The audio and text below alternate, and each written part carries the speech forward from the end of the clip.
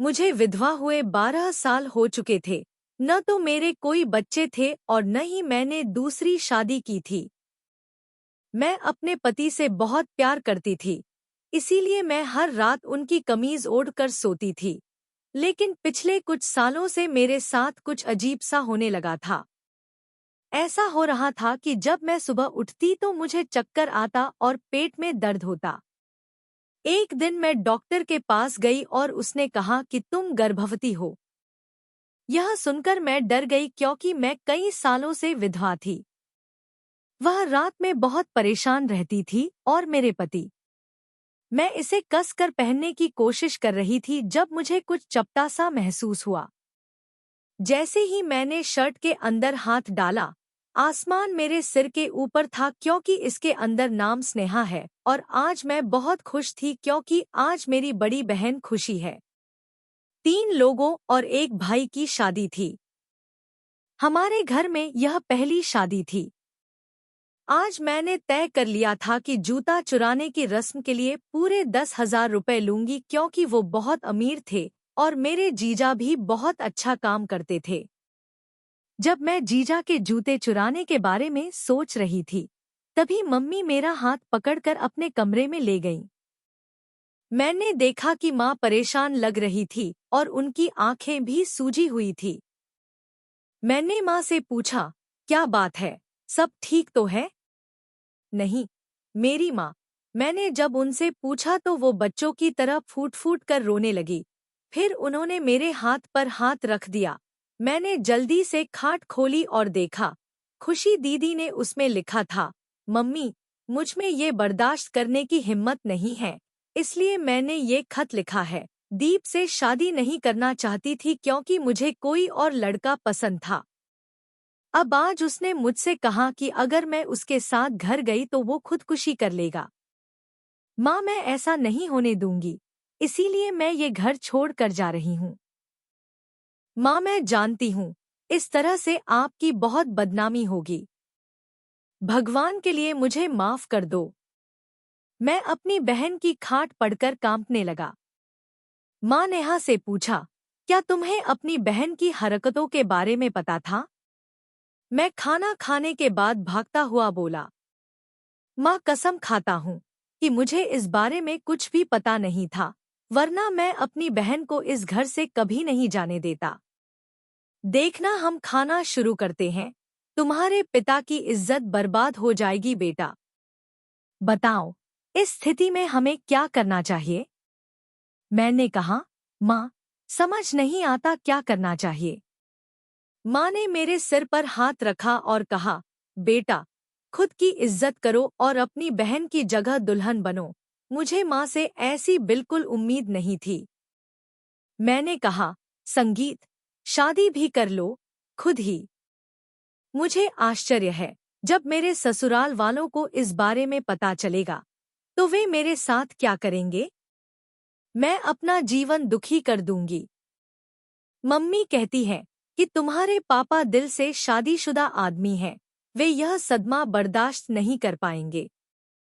तुम्हारी मर्जी है तो आरती पर लेट जाओ।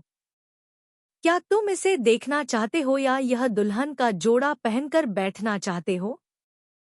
जब मैंने दुल्हन के जोड़े को देखा तो मेरी आंखों से आंसू बहने लगे। अब न चाहते हुए भी मुझे अपनी खुशी को खुद की कीमत पर कुर्बान करना पड़ा। आखिरकार पापा ने सिर पर हाथ रखा। उन्होंने मुझे रखा और विदा किया। उन्हें नहीं पता था कि मैं खुशी नहीं बल्कि स्नेहा हूँ। कुछ देर डर के बाद मैं विदा हुई और घर पहुंची। माँ मुझे मेहमानों के बीच बैठाना चाहती थी, लेकिन मैंने उन्हें सिर्फ दर्द की बहन बना दिया और दीप से कहा कि मैं कमरे में जाना चाहती हूँ।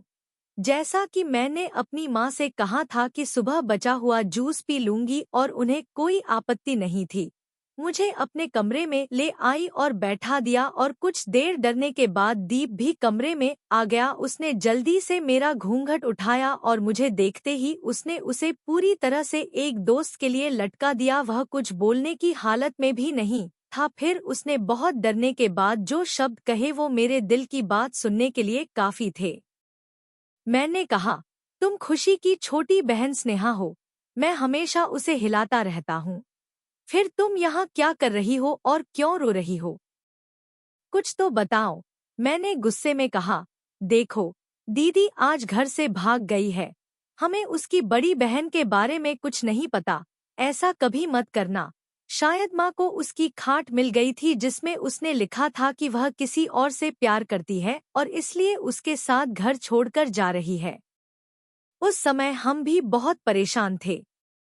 उन्हें पापा की इज्जत की चिंता थी, इसीलिए उन्होंने मेरे सिर पर दुपट्टा डाला और गले लगा लिया। मुझे मंडप में बैठाया और कहा, अरे, इसीलिए जब पंडित जी ने दोबारा करवाया था तो मुझे थोड़ा शक हुआ कि कहीं खुशी की जगह स्नेहा की तो जान नहीं गई। लेकिन फिर मैंने सिर हिलाकर कहा कि मैं हूँ। मम्मी ने इस मामले में पंडित जी को बता दिया है। कहा गया कि पंडित जी भेज रहे हैं। उन्हें सब पता था, इसीलिए पंडित जी ने शादी में मेरा नाम लिया था। शादी के समय मेरी माँ ने खाने की मेज पर खाना लगा दिया था ताकि खाने की वजह से कोई मेरे नाम पर ध्यान न दे। जब मैं देखने गई तो हिल गई और फिर मैंने कहा, तुम इतनी घबराई हुई क्यों हो? मुझे यह रिश्ता मंजूर नहीं था। मैंने कहा, रिश्ता मंजूर हो या न हो, पर जो बात मुझे उस समय परेशान कर रही थी वह यह थी कि तुम और तुम्हारे घरवाले मेरे साथ ऐसा कर रहे थे। धीरे धीरे करेंगे और फिर यही खाने लगेंगे। नेहा, तुम बहुत अच्छी लड़की हो। यही सहारा देने के लिए काफी है कि तुमने खुद का बलिदान दिया, अपनी बहन की गलती सुधारी और अपनी माँ की लाज से बच्चे को बचा लिया। और अगर आज बारात खाली हाथ लौट जाती तो निश्चित रूप से हमारी भी बदनामी होती। तुमने हमें बदनामी से बचाने के लिए एक बच्चा ले लिया। मैं यह सब देखता रहा। नेहा, तुम बहुत प्यारी लड़की हो और मुझे तुमसे कोई परेशानी नहीं है। लिप की बातें सुनकर मैं हैरान रह गया। अब मैं भी संतुष्ट हो गया था। तभी दीप ने मुझे अपना मोबाइल फोन दिया और खाने लगा। तुम घर पर आराम से बात कर सकते हो और अपनी माँ को बता सकते हो कि दीप, सच्चाई सामने आ गई है। मैं चिंतित हो जाऊंगा, कृपया उन्हें सांत्वना दीजिए। जब मैंने माँ को बुलाया तो आप उत्साहित होकर खाना खाने लगे। जब से आप गए हैं मैं उल्टा हो गया हूँ। अच्छा हुआ कि आपने मुझे बुलाया और अपने दिल में कहा कि मेरे मरने के बाद भी दीप अभी भी है। मुझे कुछ नहीं बताया गया, लेकिन जब मेरी असलियत घरवालों के सामने आई तो सभी ने बहुत विरोध किया और मेरा खाना खाना शुरू कर दिया। बेटा, हाल ही में हुए तलाक को देखकर उसे घर से निकाल दो। माता पिता को भी बता दो कि ढोकला, ये रिश्ता नहीं चलेगा। हुआ यूं कि हम बाजार से सब्जी खरीदने गए थे और उसने हमें कुछ और दिखाया। तब दीप ने ही सबको कुछ और करके सांत्वना दी। उसने सबको बताया कि मुझे खुशी से ज्यादा स्नेहा पसंद थी। अगर तुममें से किसी ने भी उससे पूरी बात कर ली तो मुझे बहुत दुख होगा। खैर, प्रदीप ने एक बड़ी रिसेप्शन पार्टी भी रखी थी। यह देखकर मेरी माँ बहुत खुश हो गई। रिसेप्शन पार्टी के बाद सभी मेहमान चले गए। मुझे लगा कि वे अभी भी मुझे खींच रहे थे, लेकिन मैं अपनी माँ को देखने के लिए मजबूर थी।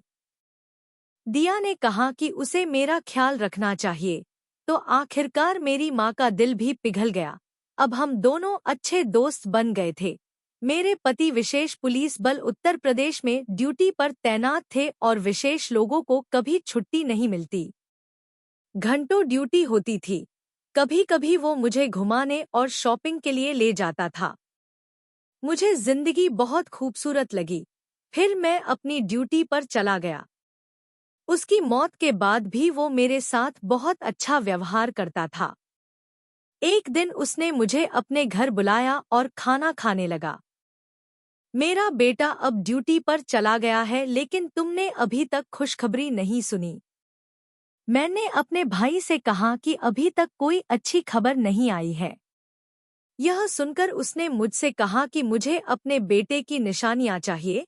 तुम ऐसा करो कि हम कुछ सालों के लिए देव चले जाए, तब तक मैं अपनी बहन के घर चली जाऊंगी। मेरे बेटे को पहले से ही सरकारी क्वार्टर मिल चुका है, इसलिए तुम उसके पास जाकर रह सकती हो। संगीत। मुझे खुद से इस तरह की उम्मीद नहीं थी। मुझे लगा था कि वह मुझे हमेशा मेरे पति से दूर रखेगा और अपने पास नहीं जाने देगा, लेकिन उसने मुझे गलत साबित कर दिया। उस दिन मेरी पत्नी ने मुझे फोन करके रात को मेरे साथ रहने का प्रबंध करने को कहा। देव की कल ही ले आया था और वह बहुत खुश था।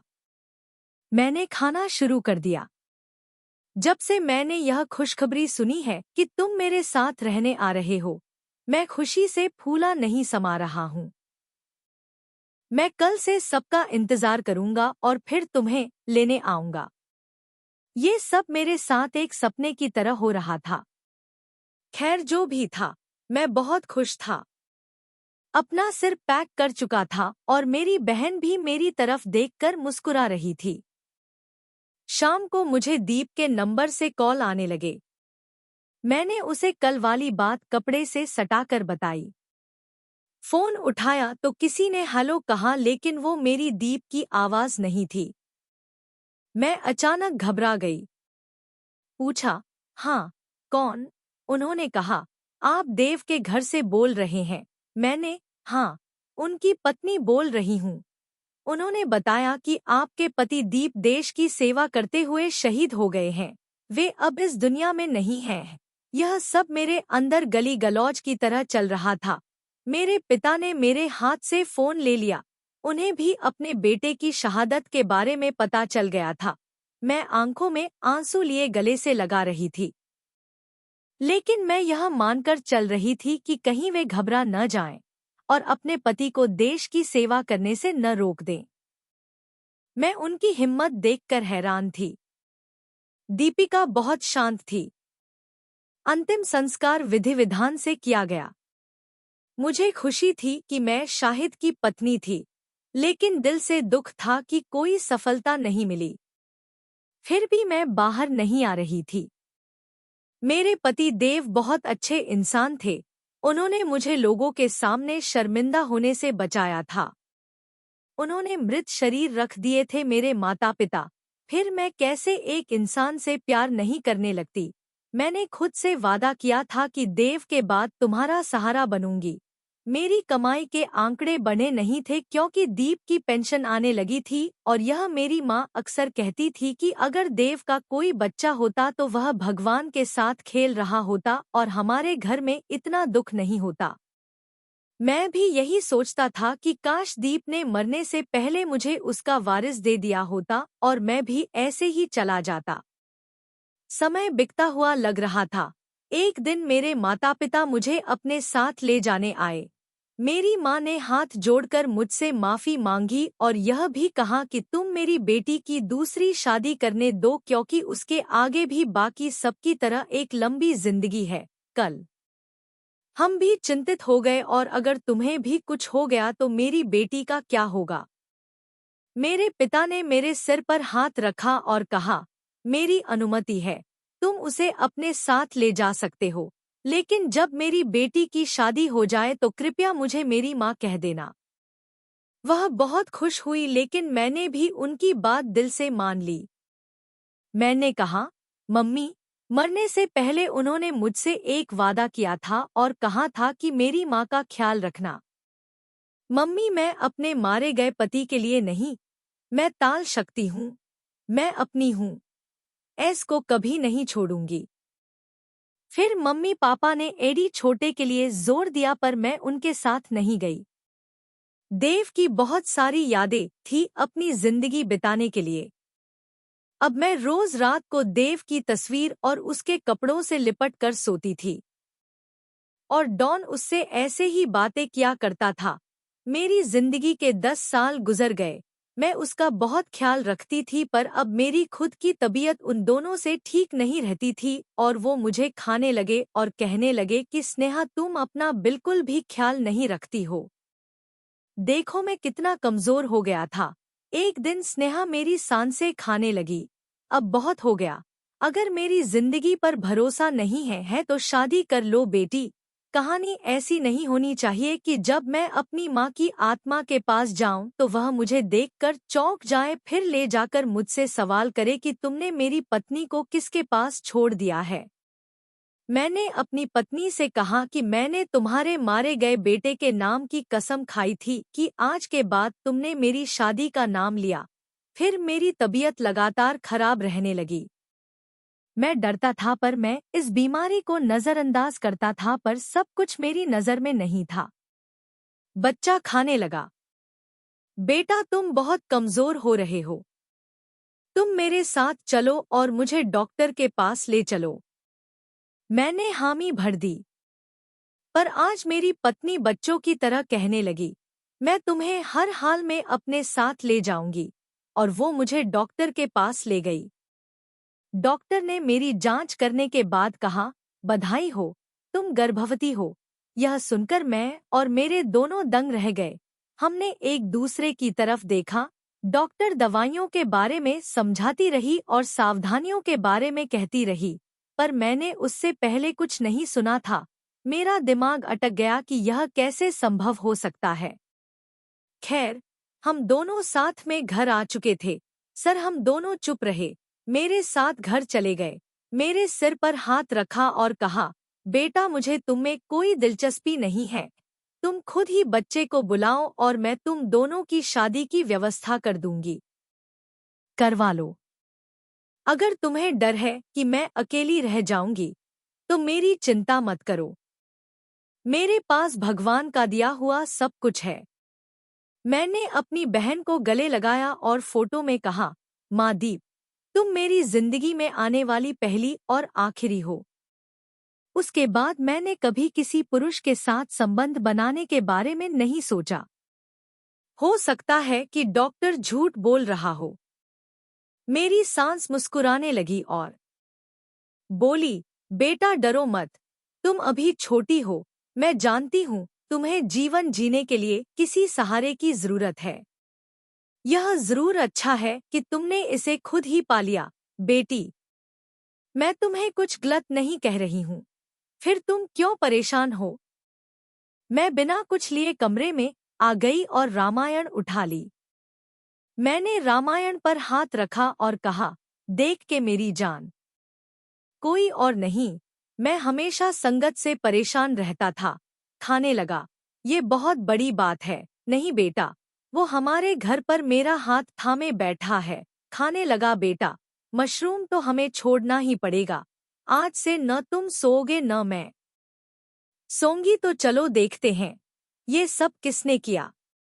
रात हो चुकी थी, इसलिए मैंने प्लेन के हिसाब से साइन पर अपने पति की फोटो और कपड़े रखकर सोनी बनने का नाटक करना शुरू कर दिया। रात के करीब 12 बजे मुझे ऐसा लगा जैसे कोई आदमी मेरे कमरे में है। जब वो आया तो मैंने एक रुमाल देखा। कमरे की खिड़की से अंदर आने वाला वो आदमी मेरी नाक पर रुमाल रखकर मुझे बेहोश करने वाला था, लेकिन मैं तब तक उठकर बैठ चुकी थी। जब मैंने अपने सामने देखा तो मैं एकदम हैरान रह गई। वह कोई और नहीं बल्कि मेरे पति देव थे। मैं सामने खड़ी थी।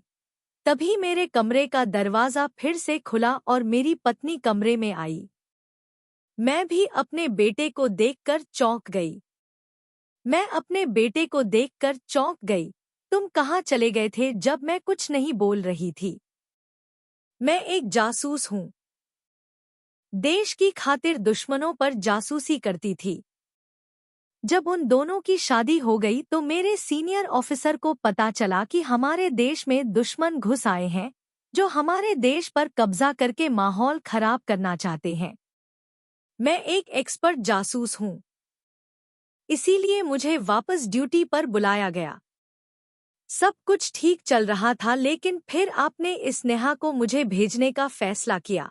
इसीलिए मुझे अपनी मौत का एक छोटा सा नाटक करना पड़ा। माँ, मेरे साथ जो लड़का था वह मिशन में शामिल था। वह शहीद हो गया था। उसके सामने कोई नहीं था और उसका पूरा चेहरा भी जल गया था। इसीलिए मैंने मान लिया था कि वह मेरी लाश है। क्योंकि उसे मिशन के दौरान मेरे बचने की कोई उम्मीद नहीं थी और यह भी संभव था कि मेरी लाश जल गई हो। आपको तो नहीं मिलता, पर मेरी कुछ याददाश्त थी जिससे मिशन में सफल हो गया था और वापस चला गया था। संगीत, पर मैं तुम दोनों से शर्मिंदा था। समझ नहीं आ रहा था क्या करूं। तब मैंने इस माँ को बनाया कि जब स्नेहा गर्भवती हो जाएगी तो तुम लोग मेरे पास पहुंच जाओगे जबकि बच्चा खुद को खोज रहा होगा, और आज वही हुआ। माँ, आपको बधाई हो, आप दादी बनने वाली हो। माँ और बेटा दोनों बहुत खुश थे।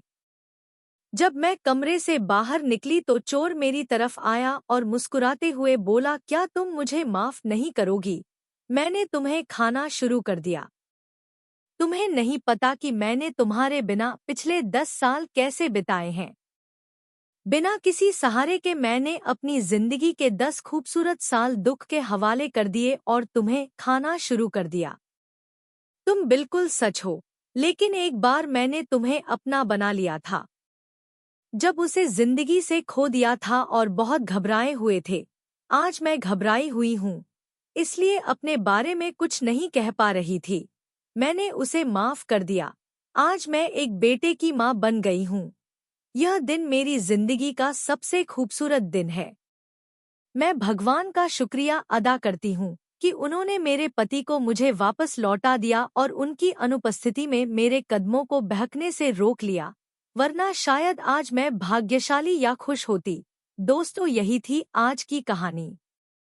अगर आपको कहानी पसंद आई हो तो इस वीडियो को लाइक करें, शेयर करें और कमेंट भी करें। अगर आपने अभी तक चैनल को सब्सक्राइब नहीं किया है तो प्लीज सब्सक्राइब करें।